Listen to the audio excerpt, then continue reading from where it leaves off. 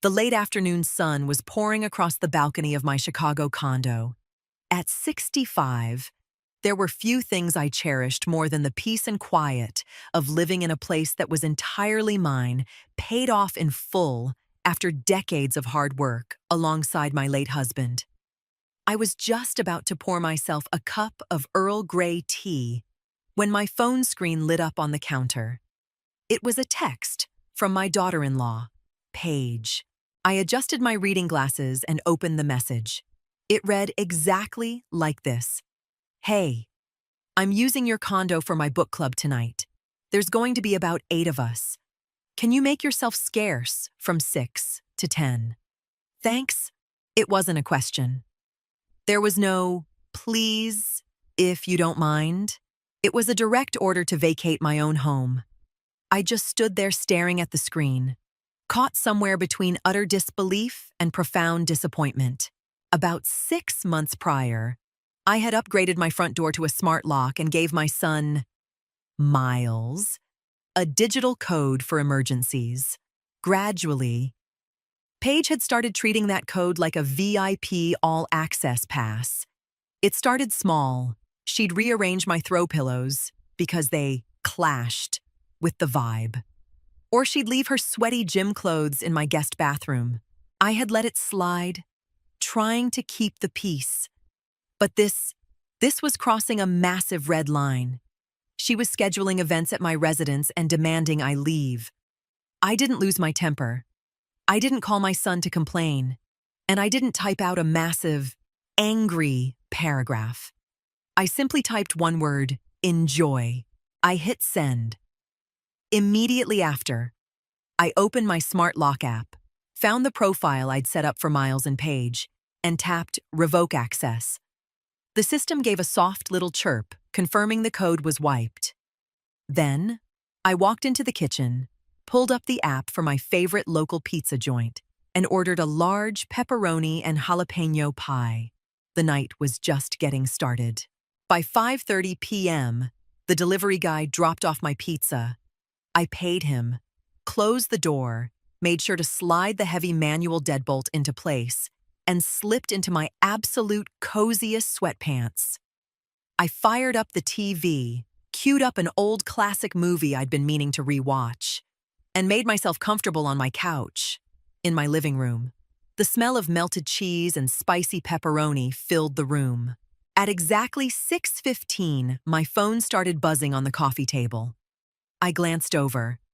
It was Paige. The code isn't working. The first text read, hello, came the second. Are you inside? I can see lights, demanded the third. A few minutes later, the knocking started. It wasn't a polite tap. It was the heavy, impatient pounding of someone who felt entitled to be inside. I grabbed another slice of pizza, took a bite, and bumped the TV volume up a couple of notches. Then, the phone call started. I let it ring. Once, twice, 3 times. On the 4th call, I finally picked up, keeping my voice completely level. Hello, Cora. Why did you change the code? Paige's voice was shrill and bordering on frantic. I have 8 people out here in the hallway. We brought wine and charcuterie boards. This is so embarrassing. I chewed my pizza calmly, swallowed, and replied in a neutral tone. Yeah. This is my condo. I live here. I'm eating dinner. The dead silence on the other end of the line lasted a solid 4 seconds. But you told me to enjoy. Paige finally exploded. I thought that meant yes. It meant enjoy your night. Somewhere else. Because you didn't ask me. Paige, you ordered me out of my own home. Without waiting for a response, I hung up. I flipped my phone to Do Not Disturb, poured myself a glass of sparkling water, and went back to my movie. Outside my door, the muffled chatter of Paige's friends eventually faded away until the hallway was completely silent. The movie was excellent, and honestly, I had a fantastic night.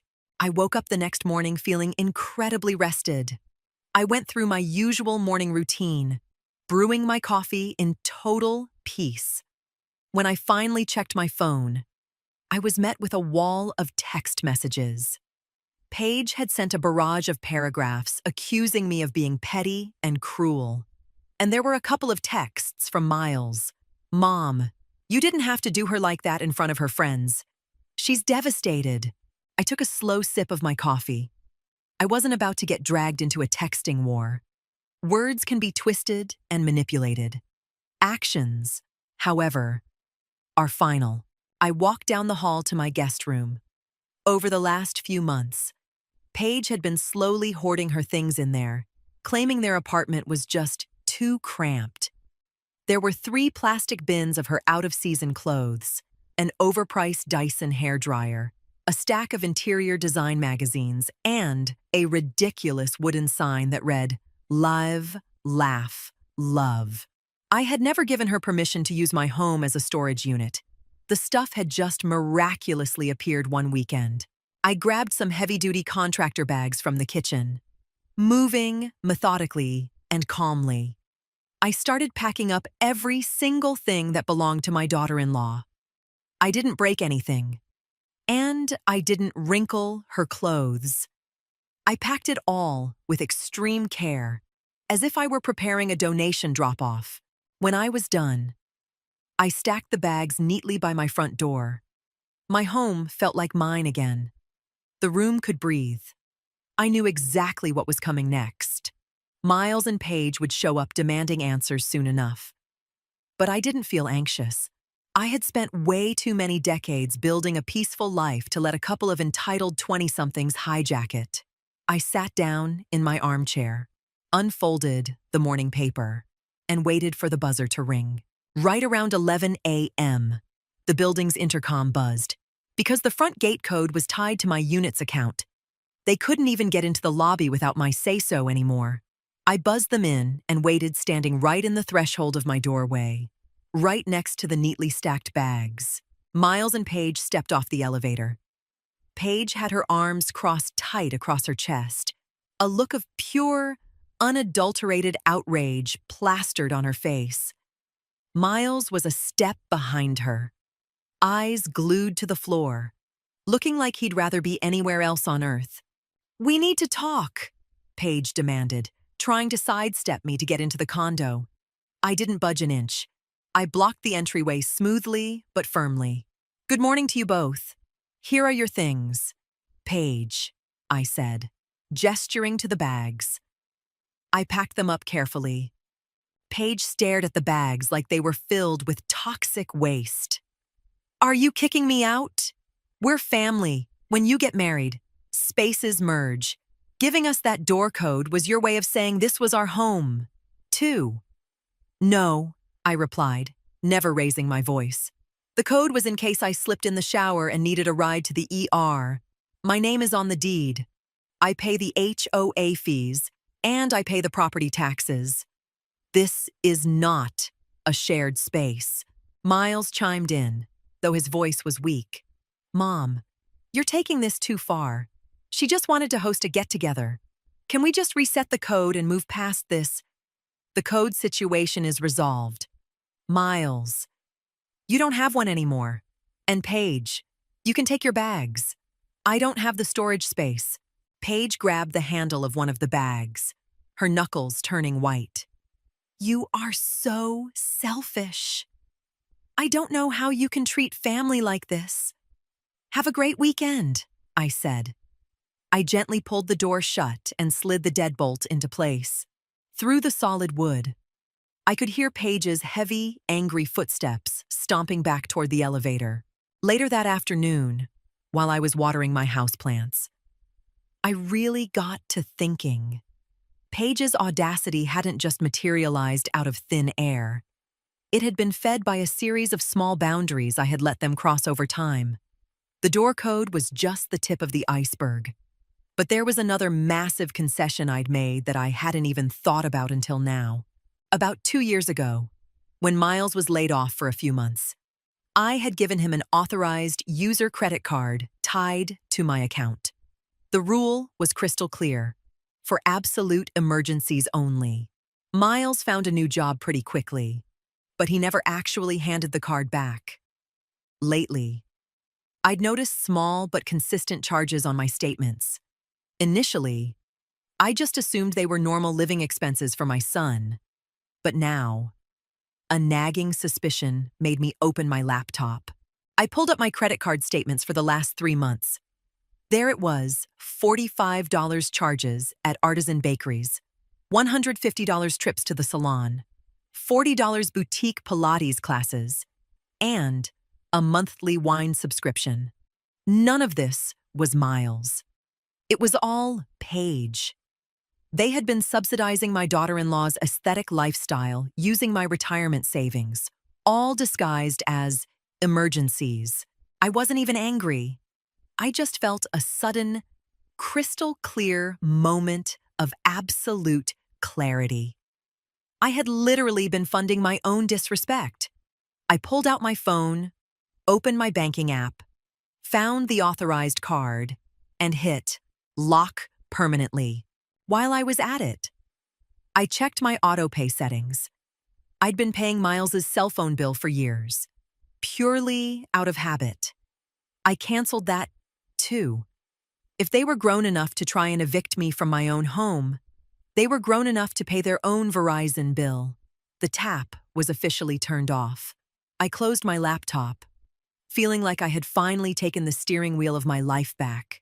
Sunday morning was blessedly quiet right up until noon. When my cell phone rang, it was Miles. I picked up while pouring myself another cup of tea. "Mom, what's going on with the emergency card?" Miles asked. He sounded incredibly tense and embarrassed. "Which card are you talking about?" "Honey, the emergency credit card. Paige is at the hair salon and the card declined. She had to call her sister to Venmo her the money because our checking account is pretty much empty until payday." "Did the bank flag it for fraud?" I blew on my tea before answering. "There's no glitch. Miles, I canceled it. Hair extensions and hot stone massages are not medical emergencies." I heard a frantic whispering on the other end of the line. It was obvious Paige was standing right next to him, listening in. Suddenly, she snatched the phone. "This is financial abuse. Cora," Paige demanded. "You're punishing us by cutting off our money in the middle of the month. We budgeted around that." I actually let out a small laugh at the sheer absurdity of it. "Paige, financial abuse is when someone controls the money you earn. This is my money, my retirement, my savings. If you were relying on a senior citizen's money to pay your hairdresser, then you two have a serious budgeting problem you need to figure out. You can't just do this without warning. You both have full-time jobs. You're independent adults. I have total faith you'll figure out how to manage your paychecks. Goodbye." Paige. Goodbye. Miles. I hung up and locked the screen. I didn't feel a single ounce of guilt or remorse. Peace of mind costs something. And I had just decided to stop paying their tab. I knew the fallout was going to be messy, but my condo was a fortress, and I was the one holding the keys to the drawbridge. A couple of days passed without a peep, until Tuesday afternoon when my doorbell rang. Looking at the intercom camera, I saw it was just Miles. He looked exhausted, his shoulders slumped. I buzzed him up and led him into the living room. I offered him a cup of coffee, which he took in silence. He sat on the exact spot on the couch where I'd been eating pizza a few nights prior. "Mom, I wanted to apologize for how Paige acted on the phone," he started, unable to meet my eyes. "She's just been under a lot of stress. I accept your apology." "Miles," he sighed, rubbing his hands over his knees. "Look, I know we messed up, but Paige made a good point about your safety. If something happens to you and we don't have the digital code, we really need a physical copy of your key, just as a precaution. We won't use it for anything else. I promise." I studied his face. Miles had never been a good liar, ever since he was a little boy. He would blink 100 times a minute whenever he was trying to hide something. Right now, his eyelids were fluttering like butterfly wings. I don't need you to have a physical key. Mrs. Wallace across the hall has a spare for actual emergencies. Miles shifted uncomfortably. Mom, it's just that Paige feels like you're pushing her out of the family. Actually, she had a whole plan. She figured if we spent more time here, we could eventually move in together. You could take the guest room, and we'd take the master suite. It would help us save up for a down payment on a house. It was supposed to be a family plan. I sat there, absolutely stunned. This was never about a book club. The book club was a test run to see how much territory Paige could claim without me putting up a fight. The ultimate goal was to displace me in my own home. I stood up, gently taking the half-empty coffee mug out of my son's hands. The visit is over, Miles. You know where the door is. I normally went to a neighborhood knitting circle on Wednesday afternoons. A routine Paige knew like the back of her hand. But that particular week, I woke up with a dull headache and decided to skip it, opting to stay home with a good book instead. It was the best decision I ever made. Around 4 p.m., I heard strange noises out in the hallway. It wasn't normal knocking. It was the metallic clinking of tools against my door's hardware. I crept over quietly and looked through the peephole. Standing right there was Paige, accompanied by a man wearing a tool belt. Yeah, the digital panel just completely died, and I lost my physical key this morning.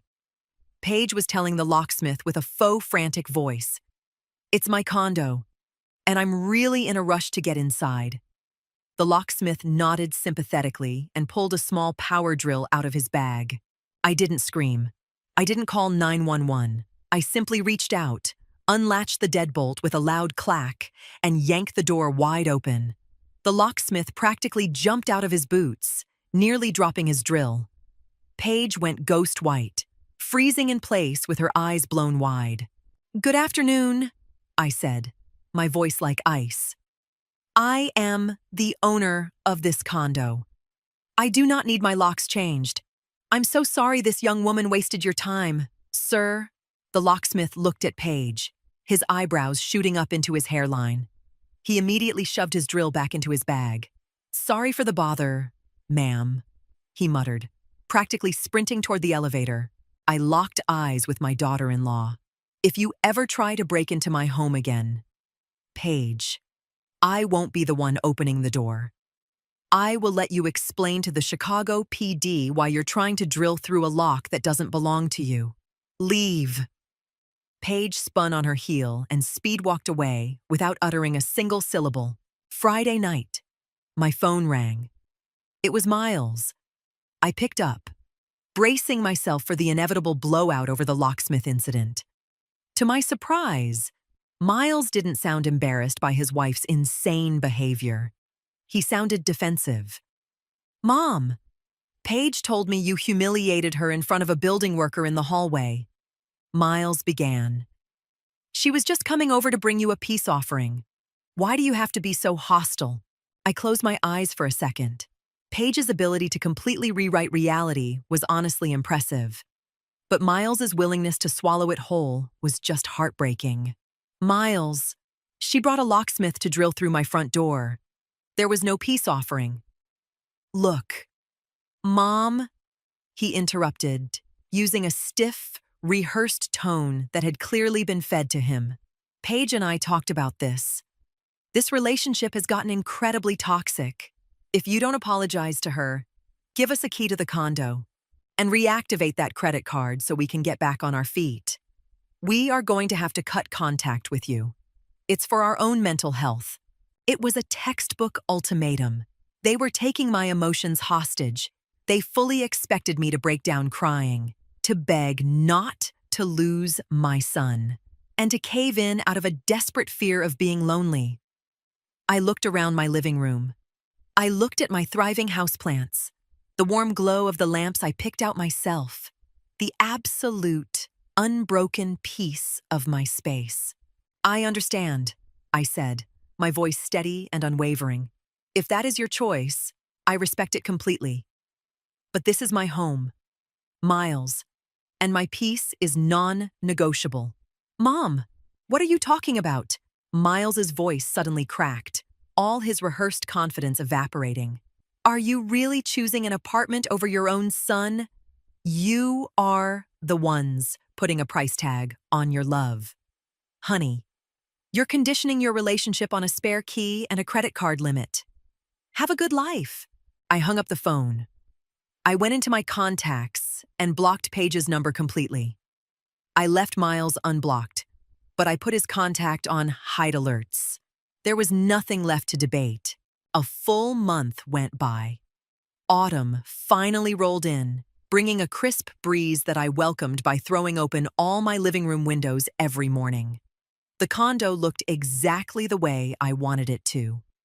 There were no plastic bins cluttering up the guest room, no surprise Sephora charges on my bank statements, and absolutely no guests ordering me out of my own living room. Miles had sent exactly one text message a couple of weeks back. "Are you serious? Are you really just going to ignore us?" I didn't reply with words. I simply thumbs up, reacted to the message. It wasn't my job to fix what they had broken with their own greed. If Miles ever wakes up and decides he wants to have a relationship with his mother built on respect rather than an ATM withdrawal, I'll gladly meet him for a cup of coffee. But it will be strictly on my terms. That afternoon, I hosted a little get-together of my own. I invited Mrs. Wallace from across the hall and two of my friends from my knitting circle.